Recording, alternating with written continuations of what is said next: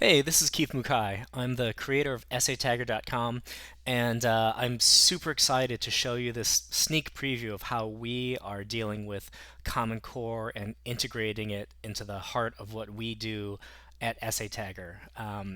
So everything in the EssayTagger world is all about grading essays, and that means we are completely focused on creating the rubric that is going to evaluate that you are going to use to evaluate your students' essays. So here's the process of creating a new Common Core aligned rubric with this kind of experimental EssayTagger code that is not yet available on the website, but will be soon. So we start by selecting our target grade level, and these are the levels specified by Common Core. So let's go with 8th. And the first thing we see is most of the English language arts standards, as well as our social studies and science and technology and their version of the writing standards. So if we click on any of them, they open up and we see the sub areas. And, let's say we're going to assign a piece of argumentative writing. So we want to build a rubric that includes most of those argumentative writing standards. So we click on that, it rolls out, and we see the 5 Common Core standards as they relate to argumentative writing, the exact text of the Common Core standards copy and pasted into the system here. But on the right-hand column, this is the part that took weeks and months to figure out. And what you're seeing on the right is my best attempt to take this difficult general language of the Common Core standards and translate it into individual accessible rubric elements. So look at 1A. Introduce claims, acknowledge and distinguish the claims from alternate or opposing claims, and organize the reasons and evidence logically. Well, as a writing instructor, that breaks out to me to thesis, introduction, and speaks to the student's overall organization across the entire paper. Those are 3 very different areas of a paper that I need to assess individually if I'm going to give the student any sort of decent feedback and help him or her get better.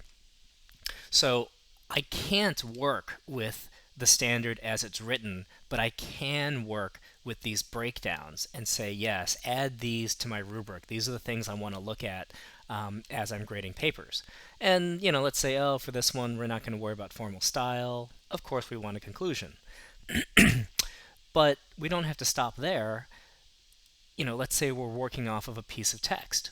So we open the literature standards and we look at key ideas and details. And again, they've been broken down into accessible rubric elements on this right-hand column. And let's say, oh yeah, you know what? I need the kids to use excellent evidence. So I'm going to check this, but it's a little bit redundant because the writing section mentions evidence. So, I'm just going to uncheck that one because I prefer to use the literature standards version of evidence for their essays. And let's also say that I want them to look at the point of view of a specific character in this essay. So I'm going to check that accessible version of the standard. And once I've checked off all of the elements that I want to add to my rubric, I hit continue, and here they all are. Now I can click on the standard and it'll roll out and show me the exact Common Core text, again, if I need to be reminded of it. But the real point of this page is to alter these accessible elements into language that I'm comfortable with and that my students are comfortable with. So this evidence one from Reading Lit, textual evidence slash inferences. Well, I know my students are going to struggle with that, just even understanding that phrase, so I'm just going to simplify it to evidence. It still is linked to rl.8.1, but I'm just going to use simpler language when it appears on the rubric that the students see, just to make it easier on all of us. And the other the last column here is you have to set the scope for all of your rubric elements. So something like a thesis is a sentence level item. Essay Tagger is all about giving very, very specific feedback to your students at the sentence level, at the paragraph level. Something like an introduction is a whole paragraph, or your overall organization, that applies to the whole document. So all of these accessible elements come pre-configured with what I think makes the most sense, but you can override them and customize it however you like. So for example, this point of view analysis, it defaults to the whole document, but let's say my assignment was analyze the point of view of two characters, and that's going to translate to two different paragraphs in their essays. Well, then I'm going to want to assess each of those paragraphs specifically and individually. So I'm going to change it to the paragraph level. So I go ahead and hit continue. Shows me what we've got so far. And now all that's left is to add a title. I'm going to call this, whoa, Common Core is done. And I'm going to create. So now we see my empty rubric structure. I've got all of the elements that I added on the left, and if I click on the standard, the text rolls out as before, so I can always remind myself, and my students can even see what those Common Core standards are. It's always visible. And the site has automatically defined these 5 possible quality levels within the rubric. And normally in EssayTagger, the teacher can decide how many levels of quality, what to call them, etc., etc. They have ultimate freedom. But in the Common Core world, because there's such an emphasis on data reporting, that means the data needs to be consistent. So I've just taken the freedom out of the system.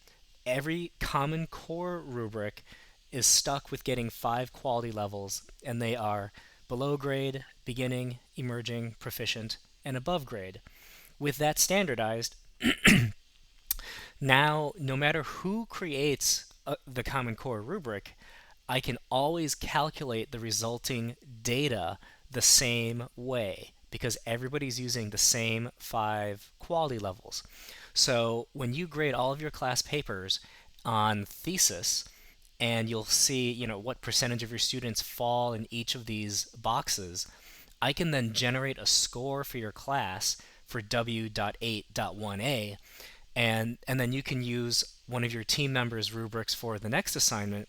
And because they've all been standardized in this way, you don't have to worry. That data will always be directly applicable, so that we're always comparing apples with apples, oranges with oranges. So one thing I really want to stress here is that what we're looking at now, after going through this process of creating a Common Core aligned rubric, is basically a simple rubric grid. This is what teachers are used to seeing. They understand this. The only little wrinkle to it is that these rubric elements have been associated with a particular Common Core standard.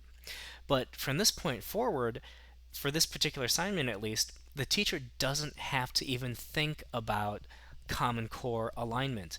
Now you just assign the essay, grade the papers as they come in, and because of this linkage, the site can automatically calculate your students and your classes' Common Core standardized data based on your assessment of how they did on each of these elements in their papers. And I think this is really important.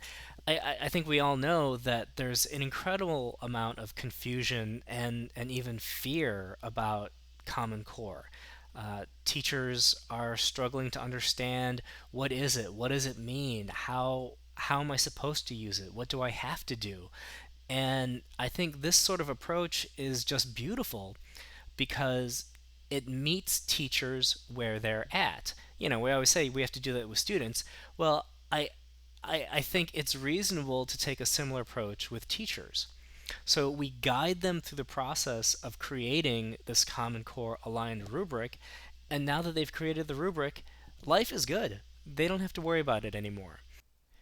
One final thing I'd like to point out is something that we've already built, actually.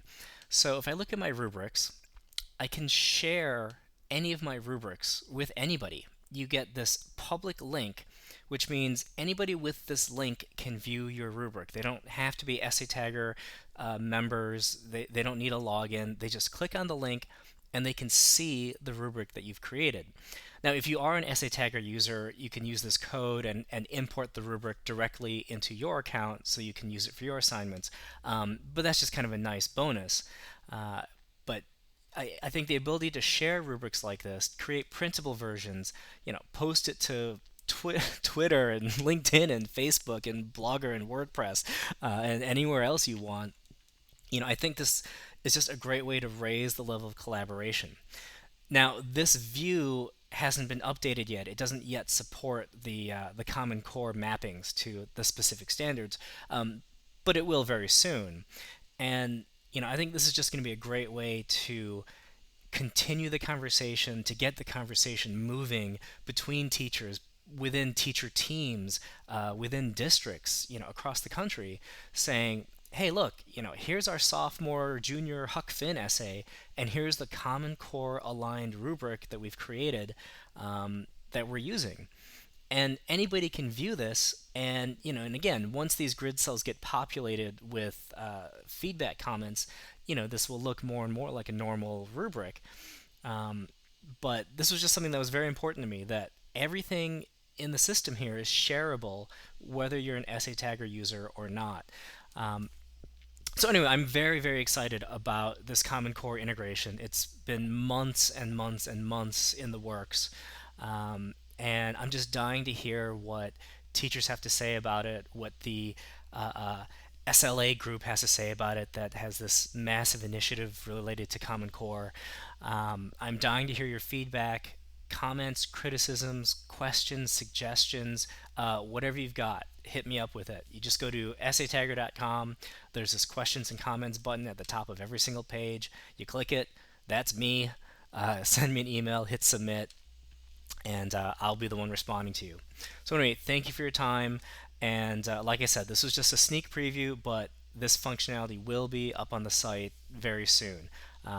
Thank you, and look forward to hearing from you.